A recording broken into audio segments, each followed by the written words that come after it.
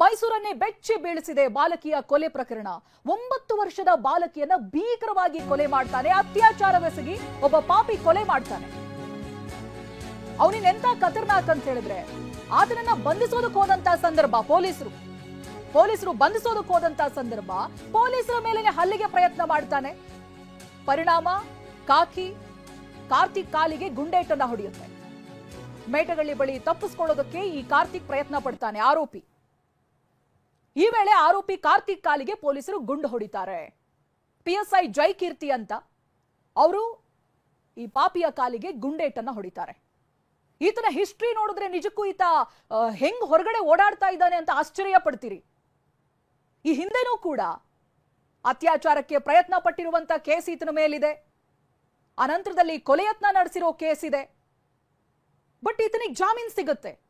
ಜಾಮೀನ್ ಮೇಲೆ ಹೊರಗಡೆ ಬಂದವನು ನೆಟ್ಟಗಾದ್ನ ಅಂತ ಕೇಳಿದ್ರೆ ಇಲ್ಲ, ಮತ್ತಿದೇ ರೀತಿಯಾದಂತ ಪ್ರಕರಣದಲ್ಲಿ ತೊಡಗಿಸಿಕೊಂಡಿದ್ದಾನೆ. ಅತ್ಯಾಚಾರ ಎಸಗಿ 9 ವರ್ಷದ ಬಾಲಕಿಯನ್ನ ಕೊಲೆ ಮಾಡಿರುವಂತ ಪಾಪಿ ಆರೋಪಿ ಕಾರ್ತಿಕ್ ಈತ. ಆತನ ಫೋಟೋವನ್ನ ನೀವು ಗಮನಿಸ್ತಾ ಇದ್ದೀರಿ. ನಜರಾಬಾದ್ ಪೊಲೀಸ್ ಠಾಣೆಯಲ್ಲಿ ಪ್ರಕರಣ ದಾಖಲಾಗಿದೆ. ಪೊಲೀಸರಿಗೆ ಈತನ ಸುಳಿವು ಸಿಗುತ್ತೆ. ಈತನನ್ನ ಬಂಧಿಸೋದಕ್ಕೆ ಹೋಗ್ತಾರೆ. ಆಗ ಎಂತ ಬಂಡ ಧೈರ್ಯ ತೋರಿಸಿದಾನಂತ ಹೇಳಿದ್ರೆ ಪೊಲೀಸರ ಮೇಲೆ ಹಲ್ಲೆ ಮಾಡೋದಕ್ಕೆ ಪ್ರಯತ್ನ ಪಡ್ತಾನೆ. ಆಗ PSI ಜೈಕೀರ್ತಿ ಈತನ ಕಾಲಿಗೆ ಗುಂಡು ಹೊಡಿತಾರೆ. 9 ವರ್ಷದ ಬಾಲಕಿಯನ್ನ ಅತ್ಯಾಚಾರಗೈದು ಕೊಲೆ ಮಾಡೋದಕ್ಕೂ ಕೂಡ ಈತ ಪ್ರಯತ್ನ ಪಟ್ಟಿದ್ದಾನೆ. ಇನ್ನು ಇದೇ ಪ್ರಕರಣಕ್ಕೆ ಸಂಬಂಧಪಟ್ಟ ಹಾಗೆ ಬಾಲಕಿಯನ್ನ ಎತ್ಕೊಂಡು ಹೋಗಿ ರೇಪ್ ಮಾಡಿ ಕೊಲೆ ಮಾಡಿದ್ದಾನೆ. ಕೊಳ್ಳೇಗಾಲ ಮೂಲದ ಬಸ್ ಕ್ಲೀನರ್ ಕಾರ್ತಿಕ್ ಈ ಕೃತ್ಯ ಎಸಗಿದ್ದಾನೆ ಅಂತ ಇದೇ ಪ್ರಕರಣದ ಸಂಪೂರ್ಣ ಮಾಹಿತಿಯನ್ನ ಕೊಟ್ಟಿದ್ದಾರೆ ಪೊಲೀಸ್ ಆಯುಕ್ತೆ ಸೀಮಾ ಲಾಟ್ಕರ್. ಬನ್ನಿ ಅವ್ರು ಏನ್ ಹೇಳಿದ್ದಾರೆ ನೋಡೋಣ. ದಿನಾಂಕ 9ನೇ ತಾರೀಕು ನಜರ್ಬಾದ್ ಲಿಮಿಟ್ಸ್ ಅಲ್ಲಿ ಜ್ವಾಲಾಮುಖಿ ಸರ್ಕಲ್ ಅಂತ ಏನು ಬರುತ್ತೆ, ಎಕ್ಸಿಬಿಷನ್ ಗ್ರೌಂಡ್ ಮುಂದೆ ಒಂದು ಅಪ್ರಾಪ್ತ ಬಾಲಕಿ ರೇಪ್ ಆ್ಯಂಡ್ ಮರ್ಡರ್ ಕೇಸ್ ಆಗುತ್ತೆ. ಅದ್ರ ಬಗ್ಗೆ ನಜರ್ಬಾದಲ್ಲಿ ಕೇಸ್ ರಿಜಿಸ್ಟರ್ ಆಗುತ್ತೆ, ಪೋಕ್ಸೋ ಆ್ಯಕ್ಟ್ ಅಂಡರ್ ಮತ್ತು ರೇಪ್ ಮತ್ತು ಮರ್ಡರಲ್ಲಿ. ಇದರ ಸಂಬಂಧವಾಗಿ ನಾವು ಆರೋಪಿನ ಅರೆಸ್ಟ್ ಮಾಡಿದ್ದೀವಿ. ಅರೆಸ್ಟ್ ಮಾಡಿಬಿಟ್ಟು ಏನು ಫರ್ದರ್ ಪ್ರೊಸೀಜರ್ ಇದೆ ಅದನ್ನು ಮಾಡ್ತಾಯಿದ್ವಿ. ನಾವು ಆರೋಪಿನ ಸೆಕ್ಯೂರ್ ಮಾಡಿಕೊಂಡು ಅವ್ರನ್ನ ಐಡೆಂಟಿಟಿ ನಮಗೆ ಎಸ್ಟಾಬ್ಲಿಷ್ ಆಗಿರೋದಿಲ್ಲ. ಅವನ ಐಡೆಂಟಿಟಿನ ಎಸ್ಟಾಬ್ಲಿಷ್ ಮಾಡೋಕ್ಕೆ ನಾವು ಅವ್ರಿಗೆ ಕೇಳ್ತೀವಿ. ಅವರು ಅವಾಗ ನಾನು ಸಿದ್ಲಿಂಗ್ಪುರದಲ್ಲಿ ಇರ್ತೀನಿ ಅಂತ ಹೇಳ್ತಾನೆ. ಬಟ್ ಹೆಸರು ಕರೆಕ್ಟಾಗಿ ಕೊಡೋದಿಲ್ಲ. ಯಾವುದೇ ಆಧಾರ್ ಕಾರ್ಡ್ ಆಗಲಿ ಬೇರೆ ಡಾಕ್ಯುಮೆಂಟ್ ಯಾವುದೂ ಇರೋದಿಲ್ಲ ನಮಗೆ ಕನ್ಫರ್ಮೇಷನ್ಗೆ. ಸೊ ಮಧ್ಯದಲ್ಲಿ ಬರಬೇಕಾದ್ರೆ ಅವನು ಎಸ್ಕೇಪ್ ಆಗೋಕ್ಕೆ ನೋಡ್ತಾನೆ. ಸೊ ಆ ಟೈಮಲ್ಲಿ ನಮ್ಮ ಸಿಬ್ಬಂದಿ, ನಮ್ಮ ಆಫೀಸರ್ ಯಾರಿದ್ರು ಅವರು ಅವನಿಗೆ ವಾರ್ನ್ ಮಾಡ್ತಾರೆ. ಬಟ್ ಅವನು ಅದಕ್ಕೂ ಬಗ್ಗೋದಿಲ್ಲ. ಅಲ್ಲಿ ಇದ್ದಂಥ ಬಾಟಲ್ ತೊಗೊಂಡು ನಮ್ಮ ಸಿಬ್ಬಂದಿಗೆ ಗಾಯ ಮಾಡ್ತಾನೆ. ಗಾಯ ಮಾಡಿದಾಗೂ ವಾರ್ನಿಂಗಿಗೆ ಅಂತ ಹೇಳಿ ಅವರು ಒಂದು ಏರ್ ಫೈರ್ ಮಾಡ್ತಾರೆ. ಅದಾದಮೇಲೆ ಅದಕ್ಕೂ ಕೇಳೋದಿಲ್ಲ. ಆವಾಗ ಇವರು ಕಾಲಿಗೆ ಹೊಡಿಬೇಕಾಗತ್ತೆ. ಆರೋಪಿ ಕಾರ್ತಿಕ್ ಅಂತ ಹೇಳಿ ಅವನು ಸಿದ್ಲಿಂಗ್ಪುರ ಮೇಟ್ಕಳ್ಳಿ ಲಿಮಿಟ್ಸ್ ಅಂತ ಹೇಳ್ತಾನೆ. ಬಟ್ ಅಲ್ಲಿ 2 ವರ್ಷದಿಂದ ಅವ್ನು ಕಾಣಿಸ್ಕೊಂಡಿಲ್ಲ. ಕೊಳ್ಳೇಗಾಲದವರು ಅವರು. ಅವನ ಮೇಲೆ ಆಲ್ರೆಡಿ 2 ಕೇಸ್ ಇದೆ. ಒಂದು ಮೇಟ್ಕಳ್ಳಿ ಲಿಮಿಟ್ಸಲ್ಲಿ 2023 ಪಕ್ಕದ ಮನೆ ಜೊತೆ ಜಗಳ ಆಗಿದ್ದು ಕೇಸ್ ಇರುತ್ತೆ, ಅದು ಅಕ್ವಿಟ್ ಆಗಿದೆ. ಸೆಕೆಂಡ್ ಇನ್ನೊಂದು 2019 ಕೊಳ್ಳೇಗಾಲದಲ್ಲಿ ಒಂದು ಲೇಡಿಗೆ, ಅದು ಗೌರ್ಮೆಂಟ್ ಸರ್ವೆಂಟಿಗೆ ಮೊಲೆಸ್ಟೇಷನ್ ಕೇಸ್ ಇರುತ್ತೆ. ಆ ಕೇಸಲ್ಲಿ ಆರೋಪಿಗೆ 4 ವರ್ಷ ಕನ್ವಿಕ್ಷನ್ ಆಗಿರುತ್ತೆ. 22ನೇ ತಾರೀಕು ಫೆಬ್ರವರಿ 25ಕ್ಕೆ ಕನ್ವಿಕ್ಷನ್ ಆಗುತ್ತೆ. ಬಟ್ ಅದು ಕೋರ್ಟಲ್ಲಿ ಅವನೀಗ ಬೇಲ್ ಮೇಲೆ ಇದ್ದಾನೆ ಅಂತ ಇದೆ. ಬೇಲ್ ಮೇಲೆ ಬಂದಿರ್ತಾನೆ. ಬೇಲ್ ಮೇಲೆ ಬಂದು ಈ ಕೃತ್ಯನ ಮಾಡಿರ್ತಾನೆ. ಇನ್ನು ಇದೇ ಕೇಸಿಗೆ ಸಂಬಂಧಪಟ್ಟ ಹಾಗೆ ಬಿಜೆಪಿ ನಾಯಕರು ಪ್ರತಿಕ್ರಿಯೆ ಕೊಟ್ಟಿದ್ದಾರೆ. ಒಂದರ ಹಿಂದೆ ಒಂದು ಕೊಲೆ ಆಗ್ತಾ ಇದೆ, ಸರ್ಕಾರದ ಯಾರೊಬ್ರು ಕೂಡ ಧ್ವನಿ ಎತ್ತಾ ಇಲ್ಲ ಅಂತ ಮಾಜಿ ಸಂಸದ ಪ್ರತಾಪ್ ಸಿಂಹ ಕಿಡಿಕಾರಿದ್ದಾರೆ. ಜೊತೆಗೆ ಸಂಸದ ಯದುವೀರ್ ಕೂಡ ಮಾತನಾಡಿದ್ದಾರೆ. ಬನ್ನಿ ಏನ್ ಹೇಳಿದ್ದಾರೆ ನೋಡೋಣ. ದಸರಾ ಮುಗಿದ ಬೆನ್ನಲ್ಲೇ ಯಾವ ರೀತಿ ಗೊಂದಲ ಸೃಷ್ಟಿಯಾಗಿತ್ತು ಅನ್ನೋದ್ರ ಬಗ್ಗೆ ಸಾರ್ವಜನಿಕರು ಆಕ್ರೋಶ ವ್ಯಕ್ತಪಡಿಸುತ್ತಿರುವಂತಹ ಸಂದರ್ಭದಲ್ಲೇ ಮೈಸೂರಿನ ಹೃದಯ ಭಾಗದಲ್ಲಿರುವಂಥ ದೊಡ್ಡಕೆರೆ ಮೈದಾನದಲ್ಲಿ ಕಾರ್ತಿಕ್ನ ಸಹಚರನ ಕೊಲೆ ಆಗುತ್ತೆ. ಅದಾಗಿ ಸಾವರಿಸಿಕೊಳ್ಳುವಷ್ಟರೊಳಗಡೆ 9 ವರ್ಷದ ಬಾಲಕಿಯ ಮೇಲೆ ಅತ್ಯಾಚಾರ ನಡೆದು ಮತ್ತೆ ಅಲ್ಲೇ ಕಗ್ಗೊಲೆ ಆಗುತ್ತೆ. ಮೈಸೂರಿನಲ್ಲಿ ಏನಾಗ್ತಾ ಇದೆ? ಮೈಸೂರು ಹೇಳಿ ಕೇಳಿ ಪ್ರಜ್ಞಾವಂತ ಜನರಿರುವಂಥ ಊರು. ಇಲ್ಲಿ ಕ್ರೈಮ್ಗಳಾದರೆ, ಎಲ್ಲೇ ಒಂದು ಸಣ್ಣ ಘಟನೆ ಆದರೆ ಮೈಸೂರಿಗರಿಗೆ ನೋವಾಗುತ್ತೆ. ಒಂದು ಒಗ್ಗಟ್ಟಾಗಿ ಯೋಚನೆಯನ್ನು ಮಾಡ್ತಾರೆ. ಇಲ್ಲಿ ಸೆನ್ಸ್ ಆಫ್ ಓನಿಂಗ್ ಇದೆ, ಬಿಲಾಂಗಿಂಗ್ನೆಸ್ ಇದೆ.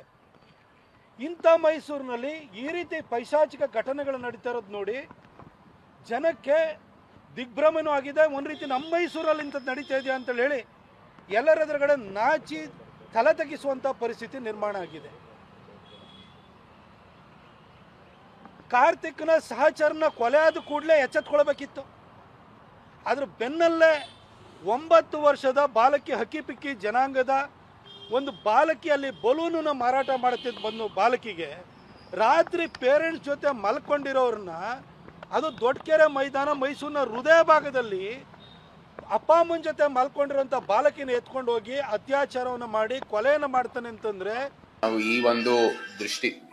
ಈ ಒಂದು ಪ್ರಕರಣ ನಿಜಕ್ಕೂ ಟ್ರಾಜಿಕ್ ಒಂದು ಬಹಳ ಸಣ್ಣ ಅಂತ ಹೇಳ್ತೀವಿ. ನಿಜಕ್ಕೂ ಮೈಸೂರಿನಲ್ಲಿ ಇಂಥ ಒಂದು ಘಟನೆ ಯಾವತ್ತೂ ಸಹ ನಡೆದಿಲ್ಲ.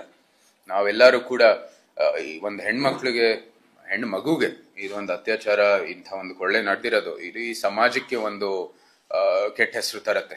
ಇದು ಯಾವುದೇ ಒಂದು ಪಕ್ಷ ಅಂತ ನಾನು ಹೇಳ್ತಾ ಇಲ್ಲ, ಯಾವುದೇ ಒಂದು ನಿರ್ದಿಷ್ಟ ಅಧಿಕಾರಿಗಳು ಅಂತ, ಇಡೀ ವ್ಯವಸ್ಥೆ ವಿಫಲ ಆಗಿರ್ತಕ್ಕಂಥದ್ದು ಈ ಒಂದು ಪ್ರಕರಣದಿಂದ ಕಾಣುತ್ತೆ. ನಾವೆಲ್ಲರೂ ಅದಕ್ಕೆ ಹೊಣೆ.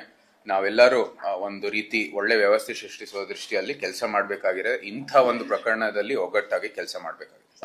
ಪ್ರತಿನಿಧಿ ರಾಮ್ ಇದಕ್ಕೆ ಸಂಬಂಧಪಟ್ಟಾಗಿ ಮಾಹಿತಿಯನ್ನ ಕೊಡ್ತಾ ಹೋಗ್ತಾರೆ. ರಾಮ್, ಕಾರ್ತಿಕ್ ಆರೋಪಿ, ಹಿಂದೆ ಆತನ ಹಿಸ್ಟ್ರಿಯನ್ನ ನೋಡಿದ್ರೆ ಅತ್ಯಾಚಾರ ಹಾಗೆ ಕೊಲೆಯ ಆರೋಪಿ ಆತ ಬೇಲ್ ಮೇಲೆ ಹೊರಗಡೆ ಇರ್ತಾನೆ. ಆ ನಂತರದಲ್ಲೂ ಕೂಡ ಸರಿ ಹೋಗದೆ ಮತ್ತಂತದ್ದೇ ಕೃತ್ಯದಲ್ಲಿ ತನ್ನನ್ನು ತಾನು ತೊಡಗಿಸ್ಕೊಳ್ತಾನೆ ಅಂತ ಹೇಳಿದ್ರೆ ಈತನಿಗೆ ಕಾನೂನು ಭಯ ಇಲ್ಲ ಅನ್ನೋದು ಸ್ಪಷ್ಟವಾಗಿ ಕಾಣಿಸ್ತಾ ಇದೆ. This is the right time. ಕಠಿಣಾತಿ ಕಠಿಣ ಶಿಕ್ಷೆಯನ್ನ ಆತನಿಗೆ ಕೊಡಿಸಬೇಕು. ಇವತ್ತು ಅದೇ ಪ್ರಯತ್ನ ಪೊಲೀಸರಿಂದ ನಡೆದಿದೆ. ಆತನನ್ನ ಬಂಧಿಸಿದ್ದಾರೆ. ಆ ಸಂದರ್ಭ ಕೆಲವೊಂದು ಡ್ರಾಮಾ ನಡೆದಿದೆ. ಆತ ತಪ್ಪಿಸಿಕೊಳ್ಳೋದಕ್ಕೆ ಪ್ರಯತ್ನ ಪಟ್ಟಿರೋದು. ಇದೆಲ್ಲದಕ್ಕೆ ಸಂಬಂಧಪಟ್ಟಾಗಿ ಡೀಟೇಲ್ಸ್ ಅನ್ನ ಕೊಡೋದಾದ್ರೆ ಹಾಗೆ ತನಿಖೆ ಯಾವ ರೀತಿ ಸಾಗ್ತಾ ಇದೆ ರಾಮ್ ಇದೇ ಪ್ರಕರಣದಲ್ಲಿ? ಚೈತ್ರ, ಖಂಡಿತವಾಗಿಯೂ ಇದೊಂದು ನಾಗರಿಕ ಸಮಾಜ ತಲೆ ತಗ್ಗಿಸುವಂತಹ ಘಟನೆ ಅಂತಾನೆ ಹೇಳ್ಬೋದು. ಯಾಕಂದ್ರೆ ಮೈಸೂರು ಹೇಳಿ ಕೇಳಿ ಪಿಂಚಣಿದಾರರ ಸ್ವರ್ಗ, ಪ್ರವಾಸಿಗರ ನೆಚ್ಚಿನ ತಾಣ, ಇಡೀ ಮೈಸೂರಿಗೆ ಕಳಂಕ ತರುವಂತಹ ಘಟನೆಗಳು ಇತ್ತೀಚೆಗೆ ನಡೀತಾ ಇರೋದು ನೋಡಿದ್ರೆ ಎಲ್ಲೋ ಒಂದು ಕಡೆ ಮೈಸೂರು ಅಪರಾಧಗಳ ನಗರವಾಗಿ ಪರಿವರ್ತನೆ ಆಗ್ತಾ ಇದೆ ಅನ್ನೋ ಒಂದು ಚರ್ಚೆ ಆರಂಭವಾಗಿದೆ. ಇದಕ್ಕೆ ಕಾರಣ ಸಾಲು ಸಾಲು ಕೊಲೆಗಳು, ಅದರಲ್ಲೂ ಹೆಚ್ಚಾಗಿ ನಾಗರಿಕ ಸಮಾಜ ತಲೆ ತಗ್ಗಿಸುವಂತಹ 9 ವರ್ಷದ ಬಾಲಕಿಯ ಮೇಲೆ ಅತ್ಯಾಚಾರ ಮತ್ತು ಕೊಲೆ ಪ್ರಕರಣ. ಖಂಡಿತವಾಗಿಯೂ ತಾವು ಹೇಳಿದಂತೆ ಆ ಕಾರ್ತಿಕ್ ಏನು ಆರೋಪಿಯನ್ನ ಪೊಲೀಸರು ಬಂಧಿಸಿದರೆ, ಘಟನೆ ನಡೆದ 8 ಗಂಟೆಯಲ್ಲಿ ಆರೋಪಿಯನ್ನ ಬಂಧಿಸಿದ್ದು ಮತ್ತೆ ಆರೋಪಿಯ ಹಿನ್ನೆಲೆಯನ್ನು ಕೇಳಿದಾಗ ನಿಜಕ್ಕೂ ಬೆಚ್ಚಿ ಬೀಳಿಸುವಂತಹ ಸಂಗತಿಗಳು ಹೊರಬಂದಿದೆ. ಯಾಕಂದ್ರೆ ಈ ಕಾರ್ತಿಕ್ ಮೂಲತಃ ನಾನು ಮೈಸೂರು ತಾಲೂಕು ಸಿದ್ಲಿಂಗಪುರದವನು ಅಂತ ಹೇಳ್ಕೊಂಡಿದ್ದೇನೆ. ಆದ್ರೆ ಅಲ್ಲಿ ಹೋಗಿ ವಿಚಾರಿಸಿದಾಗ ಆ ಸುಳ್ಳು ಮಾಹಿತಿಯನ್ನು ನೀಡಿದ್ದ. ಆತ ಮೂಲತಃ ಕೊಳ್ಳೇಗಾಲದವನು, ಬಸ್ ಕ್ಲೀನರ್ ಆಗಿ ಕೆಲಸ ಮಾಡ್ತಾ ಇದ್ದ. ಈ ಹಿಂದೆ 2019ರಲ್ಲಿ ಕೊಳ್ಳೇಗಾಲದಲ್ಲಿ ಸರ್ಕಾರಿ ನೌಕರಿಯಲ್ಲಿದ್ದಂತಹ ಮಹಿಳೆಗೆ ಅತ್ಯಾಚಾರಕ್ಕೆ ಯತ್ನಪಟ್ಟು ಆಕೆ ಒಂದು ಕಿರ್ಚ್ಕೊಂಡಂತಹ ಸಂದರ್ಭದಲ್ಲಿ ಆಕೆಯನ್ನ ಕೆರೆಯಲ್ಲಿ ಮುಳುಗಿಸಿ ಕೊಲೆ ಮಾಡಲಿಕ್ಕೆ ಯತ್ನವನ್ನ ಮಾಡಿದ್ದ. ಈ ಹಿನ್ನೆಲೆಯಲ್ಲಿ ಕೊಳ್ಳೇಗಾಲ ಪೊಲೀಸರು ಆತನನ್ನು ಬಂಧಿಸಿ ನ್ಯಾಯಾಲಯಕ್ಕೆ ದೋಷಾರೋಪಣಾ ಪಟ್ಟಿಯನ್ನು ಸಲ್ಲಿಸಿದ್ರು. ನ್ಯಾಯಾಲಯ ಎಲ್ಲ ಸಾಕ್ಷಿಗಳನ್ನು ಪರಿಗಣಿಸಿ ಆತ ಏನು ಅತ್ಯಾಚಾರಕ್ಕೆ ಯತ್ನವನ್ನ ಮಾಡಿದ್ದ ಮತ್ತೆ ಕೊಲೆಗೆ ಪ್ರಯತ್ನ ಮಾಡಿದ್ದ ಅನ್ನೋ ಒಂದು ಆರೋಪ ಸಾಬೀತಾದ ಹಿನ್ನೆಲೆಯಲ್ಲಿ ಆತನಿಗೆ 4 ವರ್ಷಗಳ ಕಾಲ ಶಿಕ್ಷೆಯನ್ನು ನೀಡುತ್ತದೆ. ಮತ್ತೆ ಆತ ಜೈಲಿಗೆ ಹೋಗಿರ್ತಾನೆ. ಜೈಲಿಗೆ ಹೋದ ಮೇಲೆ ಅಲ್ಲಿಂದ ಆತ ಈಗ ಜಾಮೀನಿನ ಮೇಲೆ ಹೊರಬಂದ ಅನ್ನೋ ಒಂದು ಮಾಹಿತಿ ಲಭ್ಯವಾಗಿದೆ. ಯಾಕಂದ್ರೆ ಫೆಬ್ರವರಿ 2025ರಲ್ಲಿ ಈತನಿಗೆ 4 ವರ್ಷ ಶಿಕ್ಷೆ ಆಗಿರ್ತದೆ. ಅದಾದ ನಂತರ ಆಗಸ್ಟ್ನಲ್ಲಿ ಹೈಕೋರ್ಟ್ನಿಂದ ಜಾಮೀನನ್ನು ಪಡೆದುಕೊಂಡು ಈತ ಆಚೆ ಬಂದಿರ್ತಾನೆ. ಅದಾದ ನಂತರ ಆತ ಮನೆಗೆ ಹೋಗಿರೋದಿಲ್ಲ, ಅಲ್ಲಲ್ಲಿ ಸುತ್ತಾಡ್ತಾ ಇದ್ದ ಅನ್ನೋ ಒಂದು ಮಾಹಿತಿ ಲಭ್ಯವಾಗಿದೆ. ಇದೇ ಕಾರ್ತಿಕ್ ಏನು ಹಿಂದೆ ಜೈಲು ಶಿಕ್ಷೆ ಅನುಭವಿಸಿ ಬಂದಿದ್ದ ಆತ ಈ ದಸರಾ ವಸ್ತು ಪ್ರದರ್ಶನ ಆವರಣದಲ್ಲಿ ಮಲಗಿದಂತಹ ಕಲಬುರಗಿ ಮೂಲದಂತಹ ಏನು ಅಕ್ಕಿಪಿಕ್ಕಿ ಜನಾಂಗಕ್ಕೆ ಸೇರಿದ 9 ವರ್ಷದ ಬಾಲಕಿಯನ್ನ ಅಪಹರಣ ಮಾಡಿ ಅಲ್ಲಿಂದ ಕರ್ಕೊಂಡೋಗಿ ಅತ್ಯಾಚಾರ ಮಾಡಿ ಕೊಲೆ ಮಾಡಿ ಪರಾರಿಯಾಗಿದ್ದ. ಅದಾದ ನಂತರ ಕೊಳ್ಳೇಗಾಲದಲ್ಲೇ ತಲೆಮರೆಸಿಕೊಂಡಿದ್ದ. ಆತನ ಸಿಸಿ ಕ್ಯಾಮೆರಾ ದೃಶ್ಯಗಳನ್ನ ಆಧರಿಸಿ ಆತನ ಪತ್ತೆ ಹಚ್ಚಿ, ಮೊದಲು ಆತ ಯಾರು ಅಂತ ಗೊತ್ತಿರೋದಿಲ್ಲ, ಸಿಸಿ ಕ್ಯಾಮೆರಾದ ದೃಶ್ಯಾವಳಿಗಳನ್ನ ಗಮನಿಸಿದಾಗ ಆತ ಹಿಂದೆ ಅಪರಾಧವನ್ನ ಎಸಗಿದಂತಹ ಕಾರ್ತಿಕ್ ಅನ್ನೋದು ಗೊತ್ತಾಗ್ತದೆ. ಕೊಳ್ಳೇಗಾಲದಲ್ಲಿ ತಲೆಮರೆಸಿಕೊಂಡಿದ್ದಂತವನ್ನ ಕರ್ಕೊಂಡು ಬಂದು ಮೈಸೂರು ಪೊಲೀಸರು ಬಂಧಿಸಿ ಕರ್ಕೊಂಡು ಬರ್ತಾರೆ. ಅದಾದ ನಂತರ ಆತನ ಒಂದು ಐಡೆಂಟಿಟಿಯನ್ನ ಪತ್ತೆ ಹಚ್ಚಲಿಕ್ಕೋಸ್ಕರ ಆತ ಏನು ಸಿದ್ಲಿಂಗಪುರದಲ್ಲಿ ಮನೆ ಇದೆ ಅಂತ ಹೇಳ್ತಾನೆ, ಅಲ್ಲಿಗೆ ಕರ್ಕೊಂಡೋಗಿ ಮಹಜರ್ ಮಾಡೋದಕ್ಕೆ ಪೊಲೀಸರು ಕರ್ಕೊಂಡೋದಂತ ಸಂದರ್ಭದಲ್ಲಿ ಪೊಲೀಸರ ಮೇಲೂ ಸಹ ಹಲ್ಲೆಗೆ ಮುಂದಾಗ್ತಾನೆ. ಅಲ್ಲಿ ಸಿಕ್ಕಂತ ಅಂದ್ರೆ ಒಂದು ರೈಲ್ವೆ ಟ್ರ್ಯಾಕ್ ಬಳಿ ಸಿದ್ಲಿಂಗಪುರಕ್ಕೆ ಹೋಗುವಂತ ಮಾರ್ಗ ಮಧ್ಯದಲ್ಲಿ ಮೇಟ್ಗಳ್ಳಿ ಏನ್ ಸಿಗ್ತದೆ, ಅಲ್ಲಿ ಒಂದು ರೈಲ್ವೆ ಟ್ರ್ಯಾಕ್ ನ ಬಳಿ ಆ ಒಂದು ಏನು ಒಂದು ಬಿಯರ್ ಬಾಟಲ್ ಅಲ್ಲಿ ಇರ್ತದೆ, ಅದನ್ನ ತೆಗೆದುಕೊಂಡು ಪೊಲೀಸ್ ಸಿಬ್ಬಂದಿಗಳ ಮೇಲೆ ಹಲ್ಲೆಗೆ ಮುಂದಾಗ್ತಾನೆ. ಆ ಒಂದು ಸಂದರ್ಭದಲ್ಲಿ ಆತನನ್ನ ವಾಪಸ್ಸು ಬಂಧಿಸಲಿಕ್ಕೆ ಪೊಲೀಸರು ಆತನಿಗೆ ಬಂಧನವನ್ನ ಮಾಡಲಿಕ್ಕೆ ಏರ್ ಫೈರ್ ಅನ್ನ ಮಾಡ್ತಾರೆ. ಆದ್ರೂ ಸಹ ಆತ ಜಗೋದಿಲ್ಲ, ತನ್ನ ಹಲ್ಲೆಯನ್ನ ಮುಂದುವರಿಸ್ತಾನೆ. 2 ಕಾನ್ಸ್ಟೇಬಲ್ಗಳಿಗೆ ಒಂದು ಗಾಯಗಳು ಸಹ ಆಗ್ತದೆ. ಅದಾದ ನಂತರ ಪೊಲೀಸ್ ಸಬ್ ಇನ್ಸ್ಪೆಕ್ಟರ್ ಜೈಕೀರ್ತಿ ಆರೋಪಿ ಕಾರ್ತಿಕ್ ಕಾಲಿಗೆ ಗುಂಡನ್ನ ಹಾರಿಸುವಂತ ಕೆಲಸವನ್ನು ಮಾಡ್ತಾರೆ. ಮತ್ತೆ ಆತನನ್ನ ಬಂಧಿಸಿ KR ಆಸ್ಪತ್ರೆಯಲ್ಲಿ ಚಿಕಿತ್ಸೆಯನ್ನ ಕೊಡಿಸ್ತಾರೆ.